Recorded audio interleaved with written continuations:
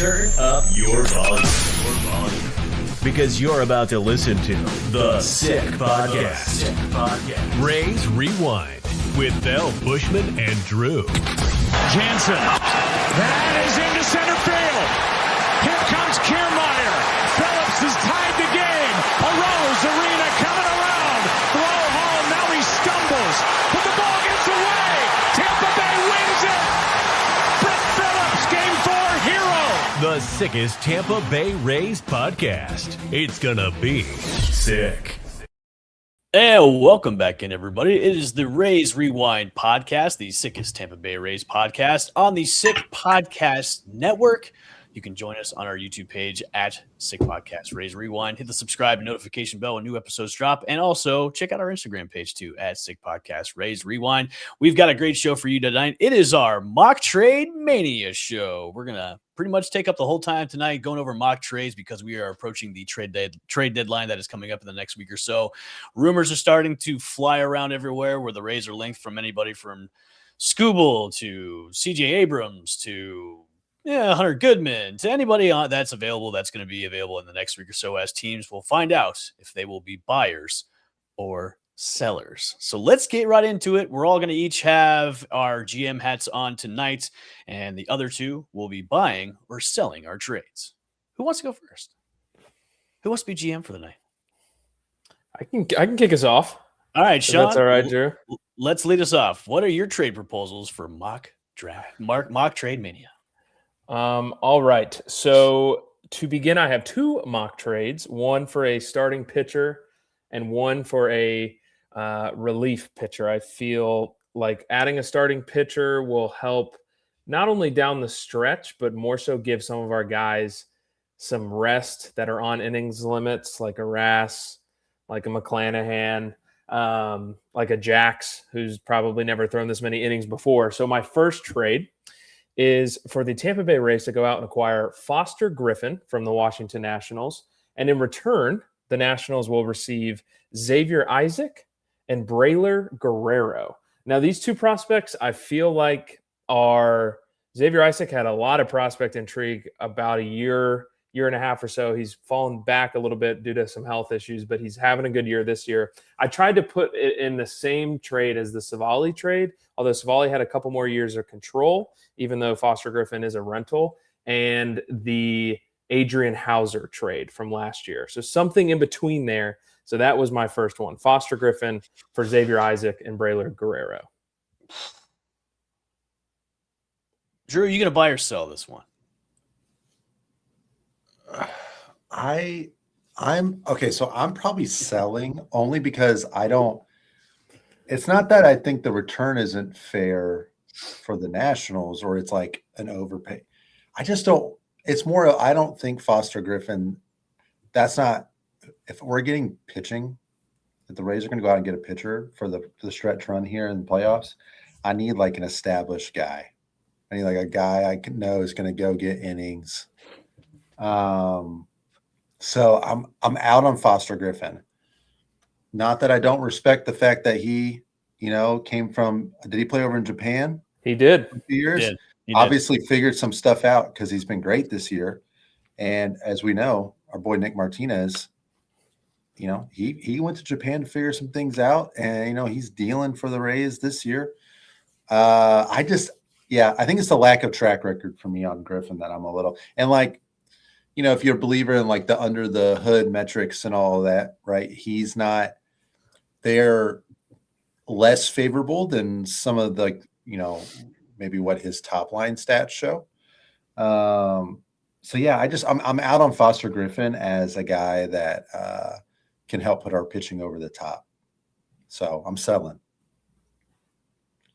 Yeah, Sean, I'm gonna have to sell this one too, buddy. I'm sorry. The only reason why I say this is we're in a year where we need to go all in. We've got enough chips stacked to where we can push in to go get a guy that's gonna really help our rotation get over the top. And this seems to me like almost like an Aaron Savali type trade, which I wasn't a really big fan of when they did that, and look how that turned out. And we need a guy that's really going to be in that rotation. I know he's going to be a rental and everything. I'm going with a track record too. But when there's a guy that we've been linked to like Scooble, I think this is the year that the Rays need to put all their chips in. And there's a lot of people out there right now, like the Rays, they're pleading with the Rays to put all the chips in and just do it. I just think I'm going to pass on that trade. Sorry. I'd say too, like the Nationals, if you maybe threw in like a bullpen piece, but their bullpen's the worst in baseball. So They're so bad. I don't even know if they single-handedly, their bullpen blew all 3 games against the Yankees before the All-Star break. So now I will say this though, Sean, if this is a start of a negotiation tactic where we could possibly throw in either James Woods or Jay Abrams, maybe we could start making deals that way. If this could be the starting off point to getting CJ Abrams, maybe we could start from there. But right now, I'm going to sell. When you said to put on our GM hats, I really took that literally. I'm always 3 steps ahead. That's where I was going with this. So okay. I actually wanted you guys to shoot that down. So this is working. So a little counter move, Exactly. Okay. Gotcha. All right, Drew. You want to go next with your first trade? Or you want to go last? Yeah, I'll do Scoop. I got a Scooble trade. I know you got a Scooble trade too. I do have a Scooble trade. Maybe how about this? Because I'm going to put a little wrinkle into mine. We talked a little bit about this before the show. Maybe we let Sean be the one to, because he's obviously going to buy Scooble. I mean, who wouldn't buy Scooble at this point? So who has the better offer? Like which one would he rather do? I like it. All right. Okay. All right. I'm gonna say Ian Seymour. So we're getting Scooble, Ian Seymour, Carson Williams, and I had Michael Ferret in there initially, but what I'm going to do is I'm going to upgrade Ferret to Brody Hopkins, and I'm going to throw in from the Tigers, so Scooble and then Gleyber Torres. Wow. So that's Carson Williams, Ian Seymour, and Brody Hopkins for Scooble and Gleyber Torres. All righty. And then, Evan, you got. He's probably gonna make me. All right, my offer for Scooble, I'm going to offer you Ian Seymour as well, Michael Ferret, Braden Taylor, and I'm going to throw in one more. I'm going to throw in pitcher Trevor Harrison. Now, am I putting on am I Scott Harris in this example? Like, am I the Tigers GM? Yes, or you're the Tigers GM. Yeah. Okay. If I'm Scott GM. Harris, I am going to take Evan's deal. I think both are solid, and I think both are deals that they would consider. But I know they said they wanted young, controllable starting pitching, which Ian Seymour fits that perfectly. And I do like a Trevor Harrison throw-in, but also, I mean, there's a handful of guys in the bottom of our top 30 that are young arms that you could have gone with that I think the Tigers, they could pick, like Gary Gilhill, Trevor Harrison. There's a bunch of guys. So I'm going to go with Evan's deal. I think that could get Scooble pitching at the Trop. Okay.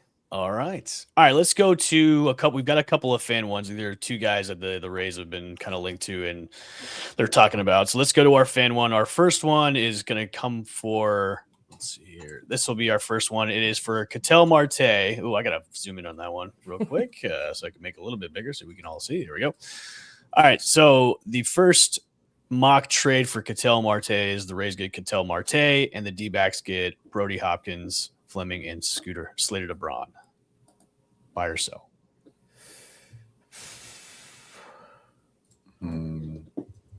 I don't see. That's the thing is like I'm so as Hopkins, of course I'm on MLB Pipeline. So Hopkins, Brody Hopkins, Cooper Fleming, and Slater to Braun. Yeah, Cooper Fleming from Tommy, 4 ranked. Right. Who Tommy is actually a Red Sox fan, so he proposed this trade. There you go. Yeah. Well, they could use Ketel Marte too. Yeah. Are we buying or selling this trade? I'm probably selling. Again, it's less about I've really tried to embrace getting rid of prospects. Like I used to be a big prospect hugger. I would get real attached to prospects and have a hard time parting with them. But I've seen so many times, like I've seen enough of the prospects that are the can't miss guys. Like I know Curtis Mead's having a great great year or whatever, and just got traded himself. But like Curtis Mead, Vidal Brujan, just kind of come off the top of my head right now. Like, Brendan McKay. Yeah, Brendan McKay, like these guys that were and McKay's were maybe a little bit more injury related than anything, but like I've just seen so many top prospects of ours fade. Like Brent Honeywell was another one. He was injured too. Like you just never know whether it's injury or they don't pan out. So I'm like, man, you know what? Like outside of Theo Gillen and Caden Bodine, I'm literally like, if we can go get some of these big name guys, let's go do it. Let's do it. Yeah. But I just don't know if I'm in on Ketel Marte. That's the thing for me. It's like it's more about I would almost rather go after a different second baseman if given the choice. So I'm gonna sell this one. Okay. Sean? If I'm the GM and Eric Neander gets fired and they hire me tonight, I would take this trade. But if I'm wearing my Eric Neander hat and what I think they will do and what he will do, I don't think he would make this trade just because of the money attached to Ketel. And I believe he's 32. He's getting a little older. Yep, he's up there in age. But he is just a special bat where I look at this package of a Hopkins, Fleming, and De Bruyne, and I'm like, ooh, that hurts. Like those are some good guys. But when you're getting a bat like Ketel Marte, it's got to hurt a little bit. Like you got to give up, some prospect capital. So I do think it's a fair deal, and I would do it. But I don't think this is a deal that Eric Neander will do. So I guess I'm personally buying it. Okay, I am selling this one, and it's to the points that you brought up too. It's the money, which I think he's owed $90 million, and then the age too as well. Like I know he's a premier second baseman, but just those factors alone and what you're giving up for him. I know he's under team control, but he's going to be 34, 35 by the time his contract, time is up. So there's another guy out there that we could trade for less, and he's younger. So I would reject this trade if I was Eric Neander. So, all right, let's go to our next fan one. Our next fan one is from Tracy. He has proposed the Rays get Luis Ariz and the Giants get Cooper Kinney and Jackson Baumeister. Yep. Buy or sell? I'm buying this. Buy. This. Buy. Yeah, I'm buying this all day. Yeah, absolutely. Yeah, absolutely. Okay. I can't imagine we would. I don't even know what an overpay for Luis Ariz would look like. I can't imagine the price for him is that bad. He makes the most sense, and I know he's a free agent next season, and I know a lot of people are discussing that, like, oh, he's a free agent next season. Well, we have new ownership, and I'm sure new ownership could be like, well, let's maybe try and bring if they do indeed trade for him, maybe like, hey, well, let's dangle a carrot and see if we can sign him for next year or whatever. So, there's a lot of X factors that could come into it, but like I would do that trade all day just to get him in there. And he's been hitting like crazy. He's been playing great defense. And Sean, what does he do? He gets on base. So yeah, all day. Okay. All right. Who's next for trades? Is it Drew? Is it back to you or is it Sean? Sean can go. I know he's got a few. I can go. Yeah. For another one. So my next one is a relief pitcher. Okay. From the San Diego Padres. And now you're probably thinking, wow, Sean, you're going to make a mock trade for Mason Miller. But I am not. I am actually interested in a different reliever from the San Diego Padres. So this trade is for Adrian Morejon. And in return, the Padres would get Ian Seymour, which he's been talked about a lot. Shout out Ian Seymour. He's been great. But we'd be sending him to San Diego as well as Trevor Harrison. So two guys we've already talked about. But we receive Adrian Morejon, and they get Ian Seymour and Trevor Harrison. Morejon's been one of the best relievers in the last 2 to 3 years over in San Diego. I think he'd fit real nicely in the back of our bullpen. I think about if we could go Morejon to Baker or Kelly to Morejon to Baker. I like that. That sounds pretty nice. So what do y'all think? Are we buying or are we selling? I am selling because we're going to probably get Emrod back, and he's pretty much like a free agent acquisition for the bullpen. And you can put him as the setup guy, and then Baker's still your closer. So I'll sell. I don't think letting go Ian Seymour for that, because you could have him do bulk or whatever. So I'm selling it. Drew? Yeah, I think I would if you took Ian Seymour out, because obviously he's going in a Scooble deal. So. Yeah, right. How could we do that if we already have Derek Scooble? So. I think if you threw in one of our higher or higher ceiling pitching guys that maybe like Double A or lower, I don't know if Suarez would be, or maybe like Jose Urbana. Yeah, Santiago Suarez or something like that.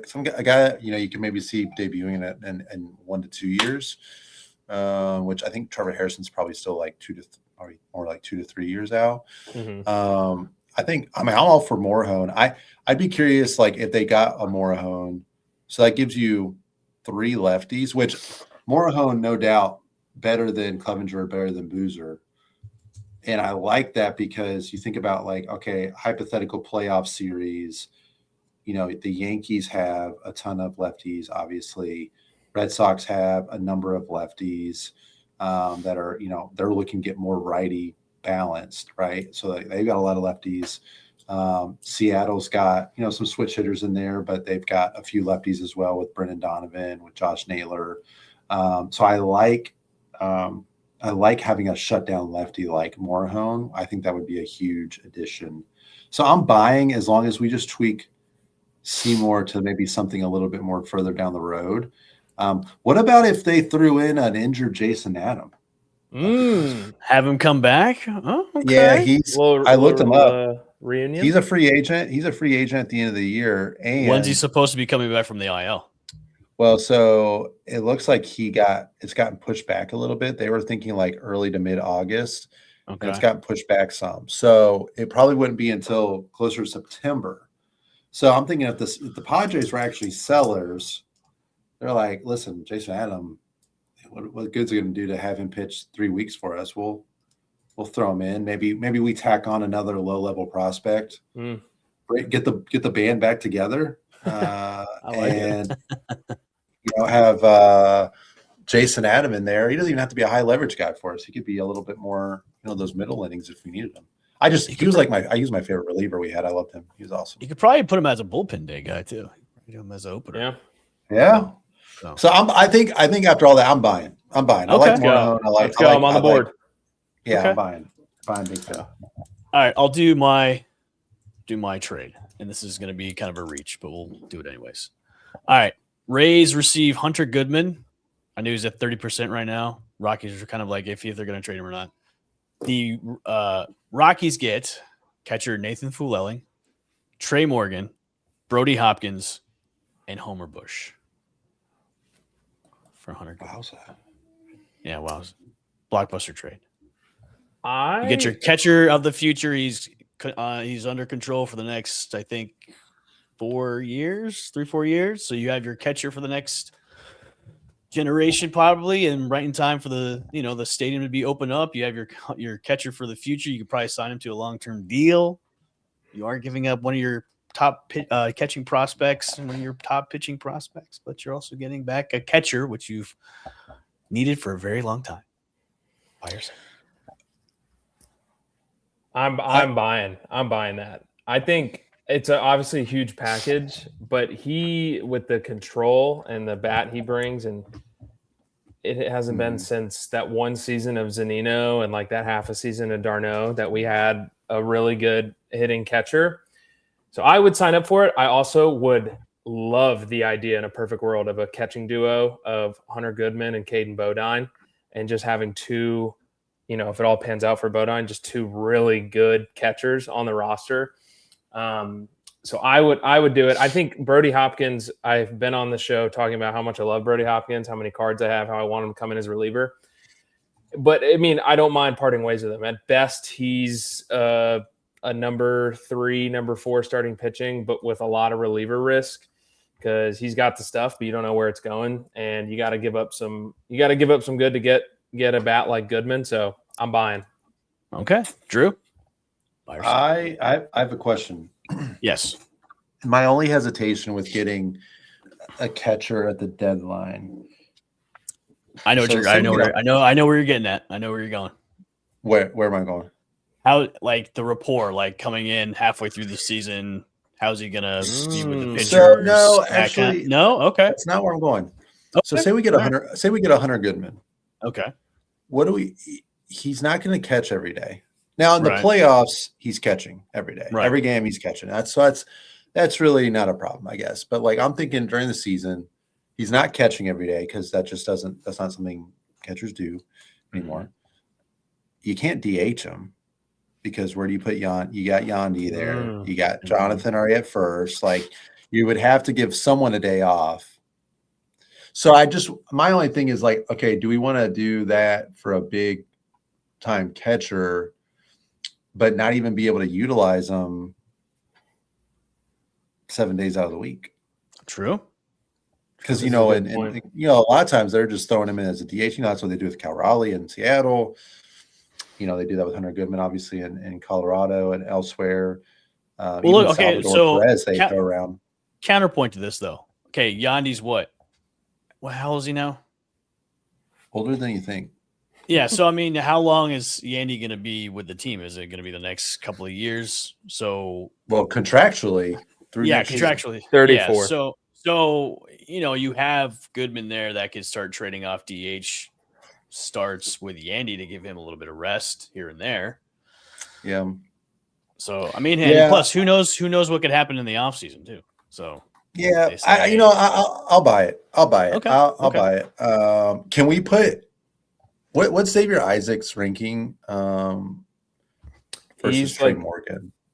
Trey Morgan's way lower. Yeah, that would be a big step up. Xavier Isaac's probably consensus like anywhere in 15 to 12. Yeah, I just would love to see Xavier Isaac hitting bombs in Colorado. So I was going to say just from a like an aesthetic standpoint, Xavier Isaac over Trey Morgan. But I'll buy it. I'll buy it just because of the narrative of like catchers. Xavier Isaac is 51 overall in the MLB pipeline top 100. He's 51 and number 9. He's 51. 51, and then he's number 9 among first baseman prospects. Dang. Is he really? Wait, that's an old report. I was about to say, I don't believe he is. He was. That's the thing. He was a top 100 guy. Yeah. But this actually brings me to a question I have for the two of you, and I found myself thinking about this as I've contemplated, who it would take to get Scooble and all this. We have Flewelling and Bodine. Oh. I would very much prefer, if I had to choose one, I want Caden Bodine. Obviously. Like I want to keep Bodine. Yeah. But see, Flewelling's the higher ranked guy, and he's got the future game MVP. He's got a little more power. He's a little further away, of course, but like, I think if I got to trade one, I'm trading Flewelling. I'd rather stick with Bodine and ride that out because he just seems like, he just is crushing AA now. He's probably going to be in AAA. They could honestly bring him up. They could probably bring him up. So here's my question to both of you, because Neander was on WDA saying like no prospect is protected. So that means anybody's trade bait. I would like to hope to think he was bluffing and that, because obviously he's got to go on air. He's got to say what he's got to say. But does that mean, hey, if we're going to go all in for Scooble or whoever else, Gillen's going to be on that table as well?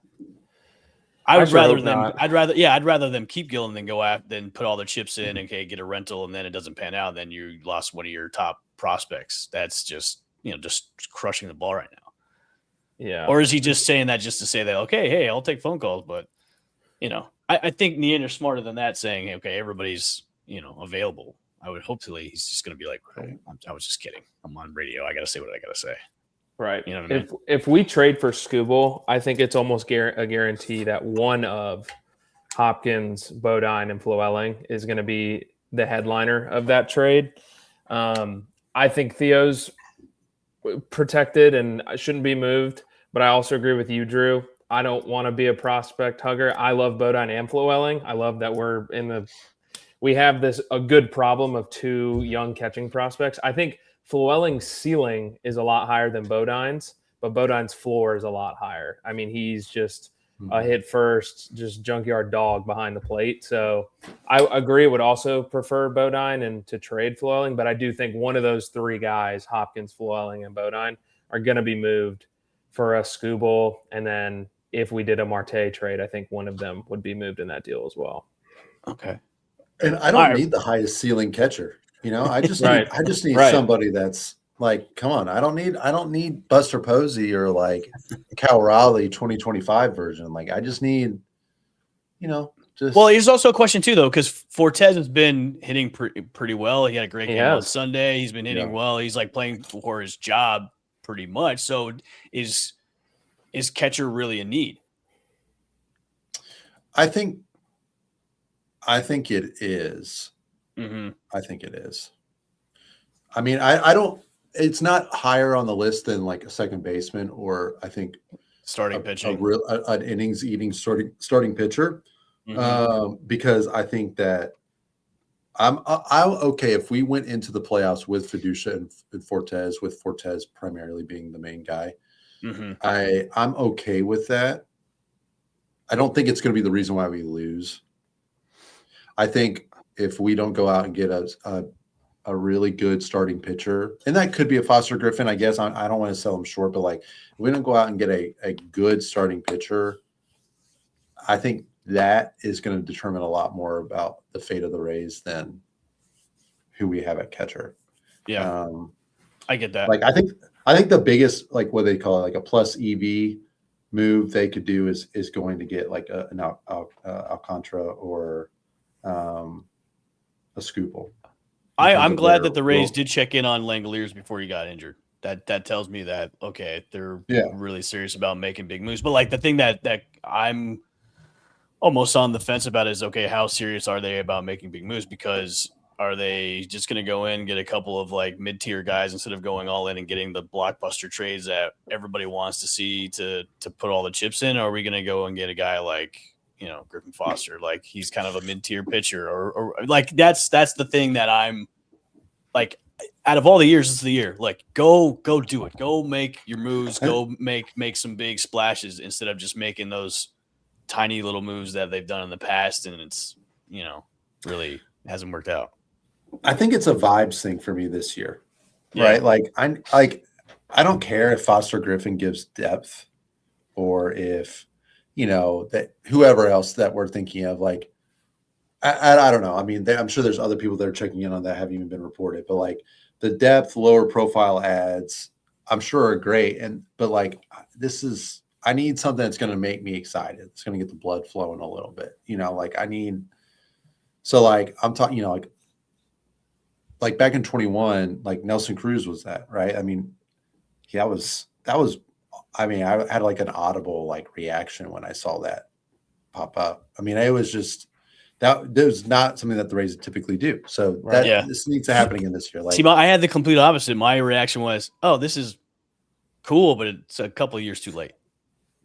Yeah, I think it was. I mean, there was 2 years in a row they were trying to get him, and then didn't. And then the year that they did, he's 41, and he's not producing like he used to. So to me, it was like, okay, this is we should have done this 2 years ago instead of doing it now, where it was like a yay. It's like a yay. But for me, it was just like, okay, we gave up Joe Ryan, and then, look how that turned out.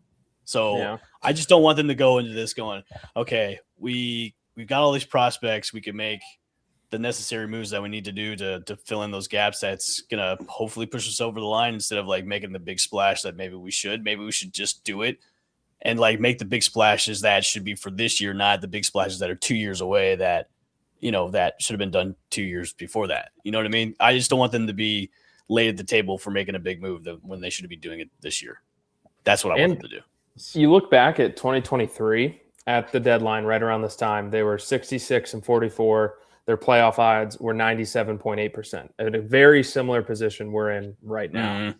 And the following moves happened at the deadline. We got Robert Stevenson for Alika Williams, who he was nails That was a great trade. Our blockbuster trade was for Aaron Savali. Sent away Kyle Manzardo, who was a highly touted prospect. Obviously, that deal, looking at it now, knowing what we know, that was a terrible deal. I didn't even remember this. We traded Luis Patino for cash, and then we also acquired Alex Jackson for Evan McKendry. So looking at this, I mean, not too long ago, we were in a similar position, and we're kind of talking, it into fruition a little bit. And I hope, I've already made up in my mind that this year's different, kind of agreeing with you, Drew. Like, this is the year they do it. But boy, am I going to be crushed if our big move is a Savali trade, like is for Foster Griffin I mean, looking back, that's what Neander's done. So the track record would say yes, but I'll be heartbroken if it doesn't happen. But I think it's got to be the year. Foster Griffin just can't. If it's going to be like that's the move at pitching, it just can't be the only move. Right. Yeah. Like we gotta get the boys. We gotta get the boys fired up. Like like you got to go get him, and then go get a Rise, and then go get somebody else. You got to make like at least 3 moves if that's going to be your marquee pitching trade. Like that to me is not enough. You think of all the external factors that like a Scooble comes in. Guess how many more people are getting their ass to the Trop if on a Scooble bump day? Like all the other ticket sales, jersey sales, like. Just all the hype coming in if you get a guy like a Scooble, Marte, whatever it is. So, and you're like guaranteed. You're guaranteed because he would be game 1 starter. You're guaranteed. Like, okay, I'm assuming if we get Scooble, we're winning the division, right? So, like, you're talking automatic, like out the gate, ALDS. You got 2 games of Scooble in a 5-game series, like no doubt, and it's just the biggest. It's just the biggest boost for the team. I think that could actually significantly impact their ability to get to the World Series. I'm not even going to say win the World Series, but just to get to the World Series, because literally anything could happen. Is Scooble, or I think to a slightly lesser degree, I think Sandy could do that. I know that he's not as flashy and the numbers aren't as great, but like he could come in and throw some serious innings, and they need people to throw innings. Like they're going to have to dial these guys back, but they're not going to be in a position where they can be like, oh, we're going to coast into the playoffs. Like it's likely going to be down to the last few weeks for the division. So they need guys that are going to be big time innings eaters. So, and I'll be honest, like a lot of people want Joe Ryan. I do not want to trade for Joe Ryan. I do not want Joe Ryan. He's a ticking time bomb. He had elbow issue. He's got arm fatigue. He was bad mouthing Steinbrenner Field last year. And I also just don't like when I envision and I know that he's a good pitcher or whatever, and like all-star, I guess I assume, but like the guy just gave up like 7 homers to Cleveland for one, but 2, I envision like, all right, it's October baseball. We're in Yankee Stadium, big time game, game 4, whatever, ALDS. And we need a big time pitching performance. Like, do I think Joe Ryan's going to go into Yankee Stadium and see that? I would rather have Alcantara for that. Yeah, I'd rather have Sandy over Joe Ryan. There's really only like Scooble, Sandy that are on the market are really the only 2 that you could be like, I'll take that. I'll take my chances. You give me the ball. I would rather almost have Drew Rasmussen over Joe Ryan. I would rather Drew Rasmussen. I'll take it one step further. I would rather Freddie Peralta in that scenario than Joe Ryan. And that's that's a hot take, but I think I'd rather do that only because the cost would be lower. Right. I don't think highly of Freddie. Like I don't think he was necessarily a difference maker, but he could find it. Like if he's done it before, like he could really find it. He's pitched in the playoffs. Like Joe Ryan's never pitched in the playoffs before. Like I need some established guys, like I need some guys that, we're not, Foster Griffin. I come back to him, but like, he could be the guy we get. And honestly, I'll be fine with that. Like, as long as there's other moves, I've got my heart set on a big time pitcher coming, and I know my heart's going to be broken. I think we all do. See, I'd rather have a good package deal you can trade with the Marlins right now. Go get Alcantara and Edwards. Xavier Edwards, and bring that package deal down here. It is interesting how the outfield talk has died down with like a lefty outfield back because everybody's like Victor Mesa Jr. is like Victor Messiah Jr. I saw in an interview he's got a son, and his name is Mason Messi Mesa. Oh my gosh. I know. It's a messy name. Yeah, I know. But Victor's stepping up. Like Melton, you assume at some point is going to be up. Like it's really just down to like second base, catcher, and pitcher, and whatever bullpen pieces they can add. So like, go get a big time pitcher. Like, go get Scooble and Foster Griffin. I don't care. Like, I don't like. Hey, I think it's definitely we're going to see in the next, like, I would say the end of this week and then early next week. Actually, the end of this week, you're going to see. I would say actually what August 1st is what Saturday, Friday, Yep. Saturday. Saturday. Yeah, so August 1st is Saturday. Yeah, so I would say by Wednesday you're going to see some serious rumors come about, and then phones are going to start to ring because obviously the Red Sox made an early move and traded for Curtis Mead and everything, but now we're rolling in. So when this show airs, it's going to be the 28th. We're getting closer and closer now. You're going to see more and more like, okay, things are starting to heat up. But I wouldn't be surprised if the Rays do you think the Rays are going to pull the trigger early, or are they going to wait until the day? I think it's going to be late only because teams that they're potentially trading with are going to be waiting up right up until that deadline, because in the American League they'll be like, well, we don't know if we're buyers or sellers up until this week. Evan, we were talking about it before the show. I mean, there's some teams that could win 5 games, even a little hot streak, and even Detroit's still kind of mulling the idea of, okay, are we going to be sellers or buyers? So they're losing tonight, by the way. Are they? Okay, Astros, so 8-5. Dana Brown just came out and said we're buying, like we're buyers. So the Astros are, yeah. Mm-hmm. They're only they're in a better spot than Detroit. Because their division also sucks too. So like Houston's only 2 games out of the wild card and 2.5 out of the division. It's really just like Angels, Athletics, and Royals that like those are for sure out of it. Everyone else in the American League, it's like, and maybe Baltimore or Toronto, but it's anybody could get that last wild card. Yeah, I mean they could go get a guy like Luis Arias probably any time. It's just a matter of if the Giants are wanting to trade him. I mean, they're open for business. They're open for business. Yeah, I just mean they're probably waiting on. I will say that one of the names I keep seeing the Rays connected to is Heliot Ramos. Yeah, the outfielder with San Francisco. Put a package deal with Rise and him. Been thrown in there. He's like not a sexy name, but he would be. I think he would be. And see, then I think about like Luis Arias. If he's the only person, like if he's the only offensive addition we make, great. But does that make us feel better about the lineup? Enough. I would love to get a significant bat, like a fourth, like just dude in our lineup to go after the big 3. But I'd also love just a sneaky ad, like a Ramos, a guy in Minnesota, Cody Clemens. He's got years of control. He's having a nice year. Like, go get a Rays type guy, but as well as that big bat. Maybe this is a real deep cut, but like a Wade Meckler out in for the Angels. Like just some Rays move alongside the impact bat. I would like that as well. I think you might see one of those out of the left field trades that you weren't expecting from the Rays this year. You'll see it coming. You won't see it coming. Like it'll come out of nowhere and be like, "Whoa, okay, this is weird." And okay, I'm okay with it. I guarantee you there'll be one of those trades with Neander coming out. There'll be like one we kind of expected, and then there'll be another one we'll be like, "What? Oh, okay, I'm kind of okay with this." But yeah, I think that's gonna happen.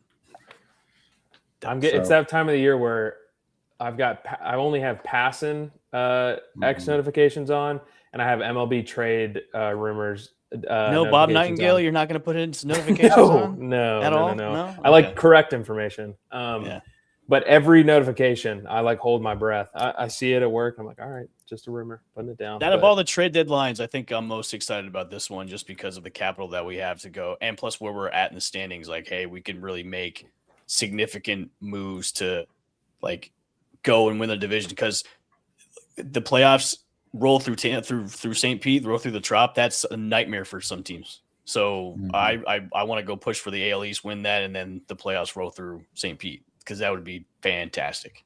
Weaponize the chop, baby. Yeah. And when that place gets full, which it's been full like almost all season long, it gets loud in there, and teams hate playing there. So I would say let's have the playoffs roll through the Trop, man. That would to me would be fantastic. So let's make it happen, Tampa. Let's do it. All right, we're gonna end the show with our certified Flappy Boy of this week. Our certified I can't even talk today. Our certified Flappy Boy this week is none other than Jason Brown. Jason Brown, you are this week's certified Flappy Boy. Congratulations. So, shout out, Jason. All right, guys. Thanks for tuning in for another episode of the Rays Rewind podcast. This is our mock trade mania show. We will actually post up these mock trades on the Instagram page and X so you guys can judge them, trash them, retweet, like them, whatever you guys want to do with them for the foreseeable future. But it's going to be a good week. Trade deadline's coming. We'll see what the Rays do. But for myself, Drew, and Sean, this has been the Rays Rewind podcast, the sickest Tampa Bay Rays podcast on the Sick Podcast Network. Make sure to go to our YouTube page at the Sick Podcast, Rays Rewind, hit the subscribe notification bell, and Instagram at Rays Rewind Pod. We'll see you guys later. See ya. Bye. And that's a wrap. Hope you don't miss us too much until next time. Follow the Sick Podcast Rays Rewind with Bushman and Drew on YouTube, Google Play, and Apple Podcasts.